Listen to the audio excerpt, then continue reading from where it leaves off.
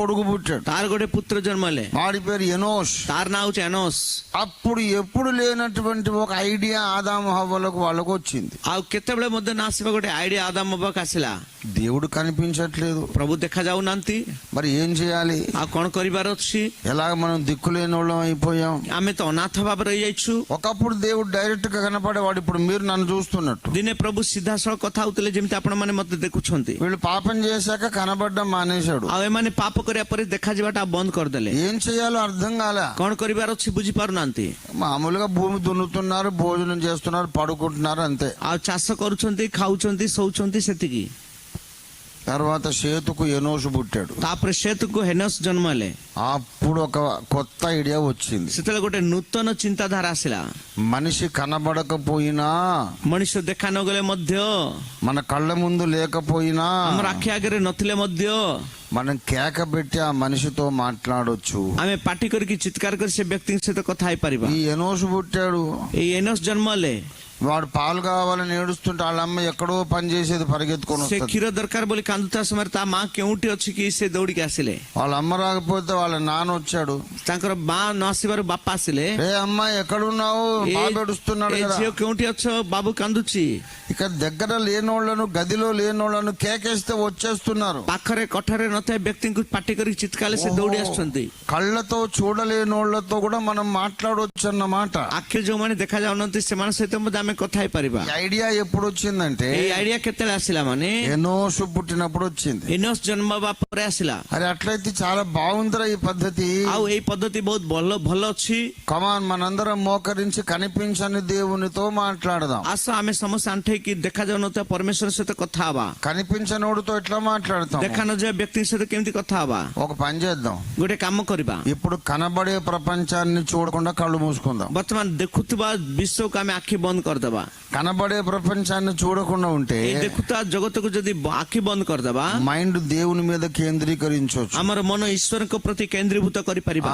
Common sense ద్వారా నేర్చుకున్నారు. जोड़ा कि सरल भाव रे से माने बुझी पारले. అట్లా ప్రార్థన మొదలైంది. से प्रकार प्रार्थना आरंभ होला. ఇది బాగుంది. एडा भलो अछि. ప్రార్థిస్తే మనశ్శాంతి కలుగుతుంది, प्रार्थना कले मन शांति पाई पारुछु, వేదన తొలగిపోతుంది, दुखटा दूर होउछि, సమస్య తీరుతుంది, समस्या चली जाउछि, మళ్ళీ ప్రార్థన చేయాలనిపిస్తుంది. आउरी प्रार्थना करिया पे इच्छा लागुछि. దేవుడు కనబడకపోయినా దగ్గర ఉన్నట్టుగా అనుభూతి కలుగుతుంది. प्रभु देखा न गले मध्य निकटवर्ती थिबा पर अनुभूति पाई पारुछि. ప్రార్థనకు ఆదాము కుటుంబం అలవాటైపోయింది. प्रार्थना पई आदमंकर परिवार अभ्यस्त होई गला. సైతాన్ గాడి సీట్ కింద మంట స్టార్ట్ అయింది. शैतान रो तार चौकी तळे गोटे जळाट आरंभ होला. నేను మోసం చేసి, మాయ చేసి ఆదాము హవ్వలను నేను పతనం చేయించి లోకానికి రాజునయ్యాను. मु प्रवंचना करी ठकी के आदम बांको सेई प्रकार ठकी सेमानकु भ्रांत करी मु जगत राजा ही पारिछि. ఈ భూమిని నేను ఏలుదాం అనుకుంటే ए पृथ्वी को मु शासन करी बोली भाबिले, మళ్ళీ ఇక్కడికి దేవుడు వస్తున్నాడు ఏంటి? एठी कोन प्रभु आछंती पुनर्बार. ఏంటి దేవా, ఎందుకు వస్తున్నావు నువ్వు, ఇది ఇల్లీగల్ కదా అంటాడు. काहे कि प्रभु कोन पे आछेडा इलीगल नुहे कि నేను ఈ భూమికి నేను లీగల్ గా ఓనరు. आ पृथ्वी रो मोछि लीगल मालिक. దేవుడు అన్న ఏంటి లీగల్ ఇల్లీగల్ రా, आ प्रभु कहले कोन रे लीगल कोन इलीगल. నీవు ఏలుచున్న భూమి నుండి కొందరు నన్ను పిలిచారు. आ तमे शासन करते ए पृथ्वी के जण मते डाकिले. పిలిచారా? ఎలా పిలిచారు? डाकिले किमि डाकिले? ప్రార్థన చేశారు. प्रार्थना कले. ఓ ఇదొక ప్రమాదం ఉంది నాకు అనుకున్నాడు. ओ एडा गोटे विपद मो पय अछि बोली भाबिला. కాబట్టి ప్రార్థన మొదలైంది. तेणु करी प्रार्थना आरंभ होला. వాడు అప్పుడు ఆలోచించాడు, सेतले से भाबिला, ఇక మనుషులు దీనికి అలవాటైపోతే आ मनुष्य जदि याको अभ्यस्त होई गले, భూమి నాకు క్షేమమైన స్థలం కాదు. पृथ्वी मोर पय मंगलदायक नुहे.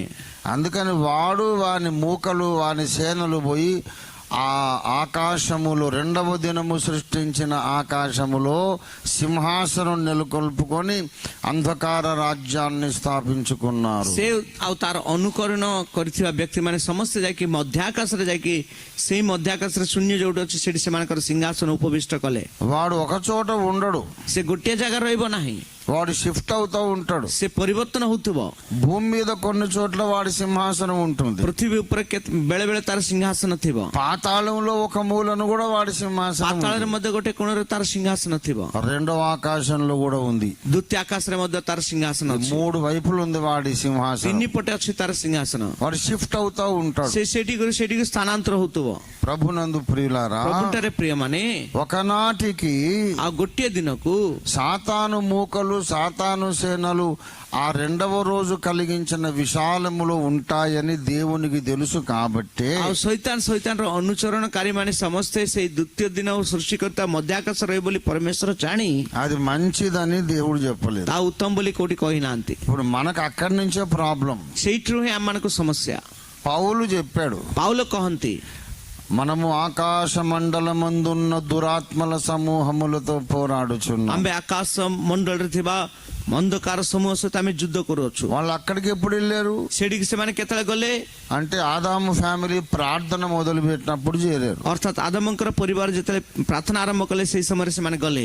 ఆల్ అవుట్ పెడితే దోమలన్నీ పారిపోతాయి. ଆଲ୍ ଆଉଟ୍ ରଖିଲେ ଯେମିତି ମଶା ଗୁଡ଼ିକ ଚାଲିଯିବ, అటనే ప్రార్థనని ఆల్ అవుట్ పెడితే ఈ ఈగలు దోమలన్నీ పోతాయి అన్నమాట. ଆଉ ସେଇ ପ୍ରକାର ପ୍ରାର୍ଥନା କରିବା ଆଲ୍ ଆଉଟ୍ ରଖିଲେ ସବୁ ମଶା ମାଛି ସବୁ ପଳେଇବ. ప్రార్థనలో గొప్ప శక్తి ఉంది. ପ୍ରାର୍ଥନାରେ ମହାନ ଶକ୍ତି ଅଛି.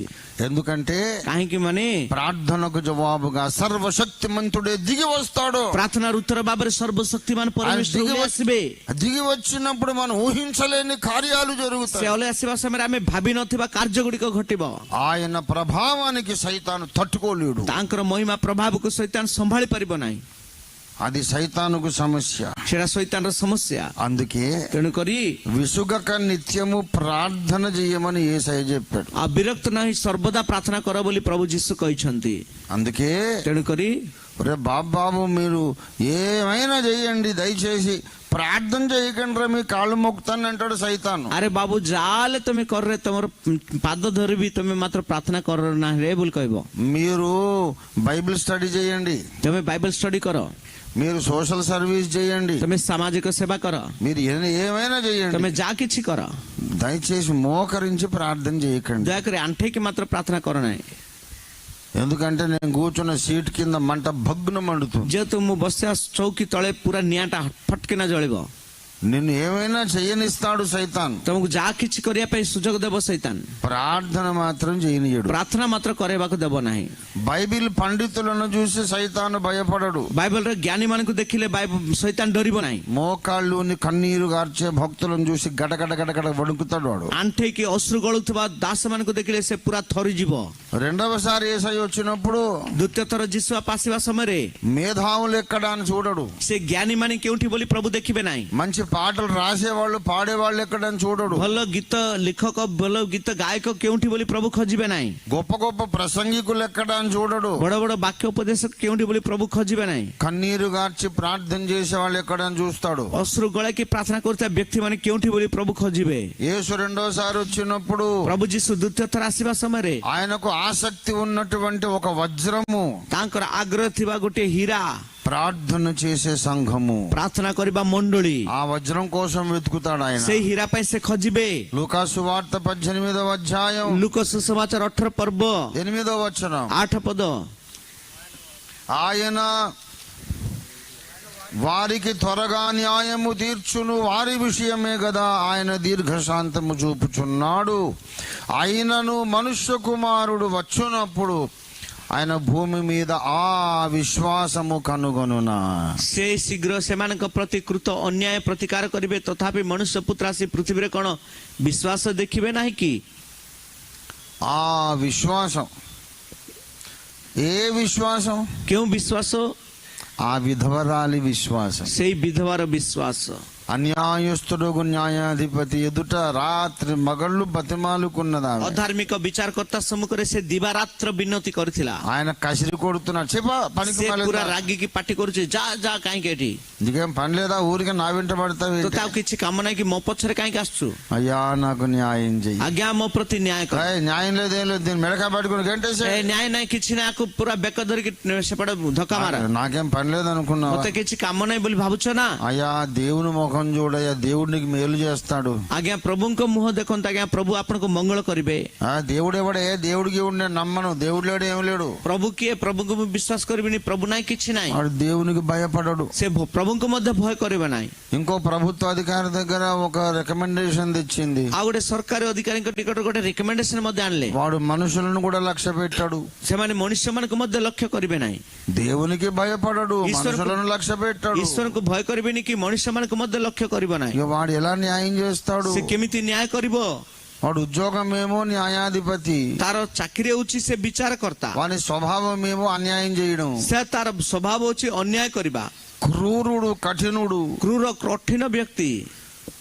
అట్లాంటి వాడి దగ్గర ఆమె బతిమాలి బతిమాలి బతిమాలి ఎన్ని వందల సార్లు అడిగిందో, వేల సార్లు అడిగిందో, వాడికి విసుగు వచ్చేసి సరే ఈమెకు న్యాయం ସେଇ చేస్తానన్నాడు. ପ୍ରକାର ବ୍ୟକ୍ତିଙ୍କ ସମ୍ମୁଖରେ ସେ ବିନତି କରି କରି କରି ବିରକ୍ତ କରାଇଲା। ଶେଷକୁ ସେ ଏତେ ଥର ବିରକ୍ତ କରିବାରୁ ହଉ ୟାଙ୍କର କାମ କରିବା ବୋଲି ସେ ମାନେ ବିଚାର କରିବା ପାଇଁ ଆରମ୍ଭ କଲେ। ఆమెలాగా ప్రార్థన నీవు చేయాలి. ସେଇ ପ୍ରକାରେ ତମେ ପ୍ରାର୍ଥନା କରିବାର ଅଛି। దేవుడు అన్యాయస్తుడు కాడు, ପ୍ରଭୁ କେବେ ଅନ୍ୟାୟକାରୀ ନୁହନ୍ତି, కానీ కొన్నిసార్లు జవాబు ఆలస్యం అవుతుంది. କିନ୍ତୁ ବେଳେ ବେଳେ ଉତ୍ତର ସେ ବିଳମ୍ବ କରିବେ। ఎందుకు ఆలస్యం అవుతుంది? କାହିଁକି ବିଳମ୍ବ କରିବେ?